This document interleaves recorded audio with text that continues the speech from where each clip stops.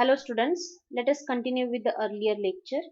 In the last lecture we have seen the concept of system and surrounding of thermodynamics. Let us continue with the same. Now today we are going to see what are the types of system. So there are basically three types of systems are there. Open system, closed system and isolated system. So let us understand all these systems with the help of example. So this is the picture where you can see a pot consisting of water is kept on a gas stove and it is being boiled. So what happens here? When this water gets boiled, it gets converted into steam. And since there is no any lid or plate placed on this particular pot, the steam whichever is generated here will be transferred to the environment. So this is very simple example. But in this example, if you see, then as we go on providing the heat to this particular water, then what will happen? It will be continuously converted into steam, and after some time the amount of water will get reduced.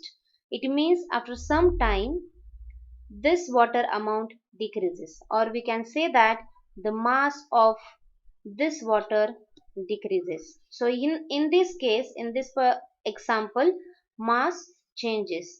As well as just I have mentioned here that the energy of this water, it gets transferred to the environment nearby this pot, and therefore in this example energy also changes.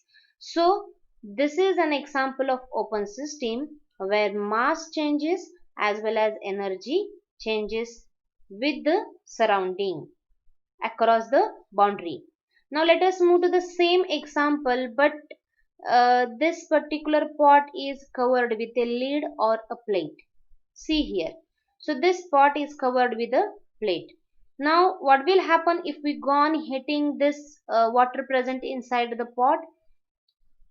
Water will get converted to steam continuously. However, it will strike the inner side of the plate. Condensation will take place. It will fall down again in the water. So mass of the water will not change even if you keep it for certain time.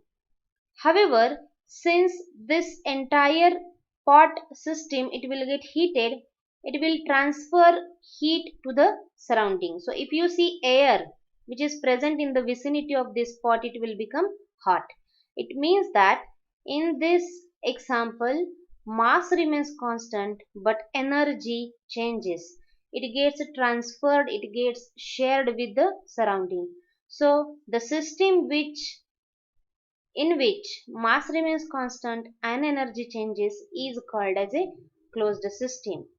And the system where neither mass is exchanged nor energy is exchanged with the surrounding is called as a isolated system. It is an isolated system. For example, we can consider very popular pot we have at our home. It is a thermos flask. So we know that whenever we keep, for example, tea or hot water inside this thermos flask, then its temperature will not get decreased, because this boundary of the flask it will not allow. In fact, this is not the boundary. There is again material inside this thermos flask which avoids the transfer of energy from system to the surrounding, and therefore energy also remains constant. So open system is the system where mass changes as well as energy changes. Closed system is the system where mass remains constant, however energy changes. And isolated system is the system where mass as well as energy both remain constant. So this is about the types of system. Now let us move to the next point.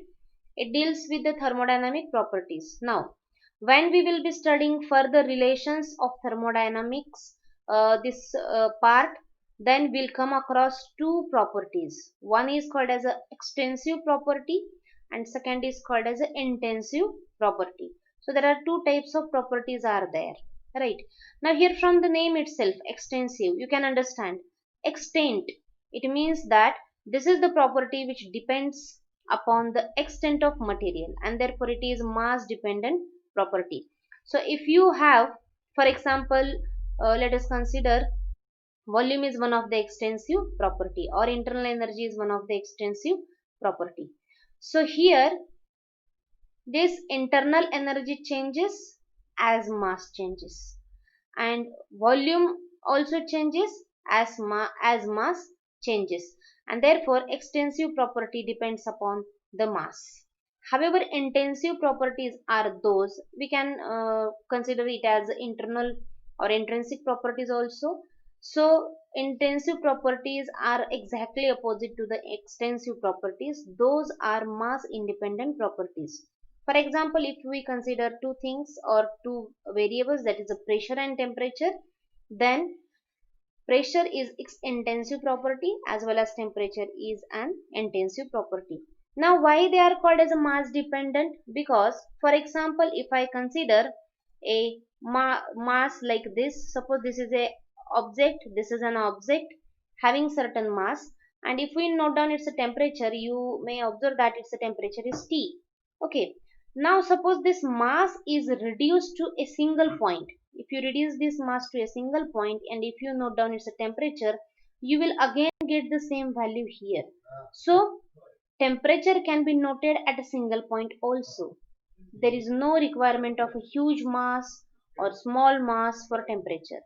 Even we can measure a pressure at a single point.